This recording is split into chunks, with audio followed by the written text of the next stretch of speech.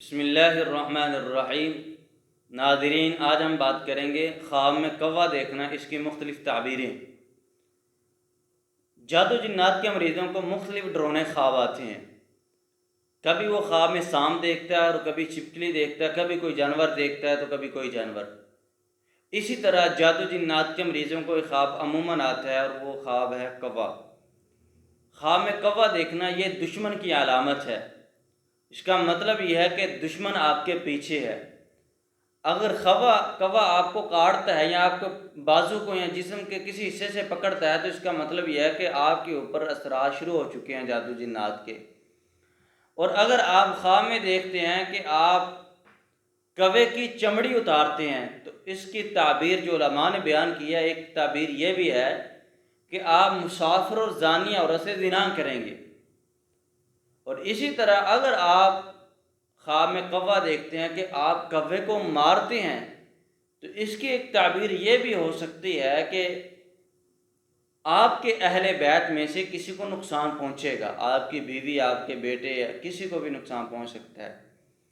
اور اسی طرح اگر آپ خواب کسی جگہ پہ دیکھتے ہیں کہ کوا وہاں پر بہت زیادہ جمع ہے تو اس کی ایک تعبیر یہ بھی ہے کہ وہاں پر فسادی لوگ جمع ہوں گے، کافر لوگ جمع ہوں گے۔ اور اسی طرح اگر آپ خواب میں دیکھتے ہیں کہ کوا آپ کے گھر میں آتا ہے اور وہاں پر آپ کو کوئی نقصان پہنچاتا ہے تو اس کا ایک مطلب یہ بھی ہو سکتا ہے کہ آپ کے گھر میں جادو جنات کے اثرات ہیں۔ تو یہ مختلف تعبیریں جو علماء نے اس کی بیان کی ہیں یہ بھی ہو سکتی ہیں، لیکن یاد رکھیں کہ آپ نے کوے کو دیکھ کر اسی وقت اس کی تعبیر اپنے ذہن میں نہیں سوچ لینی، نہ اس کی تعبیر لینی ہے، بلکہ کسی ایسے معالج اور معبر سے اس کی تعبیر لینی چاہیے۔ اور عموماً جو شیطانی خواب ہوتے ہیں ان کو زائل کر دینا چاہیے، ان کی تعبیر نہیں لینی چاہیے، کیونکہ تعبیر جس طرح کی ایک معالج دیتا ہے اس طرح ہو جاتا ہے۔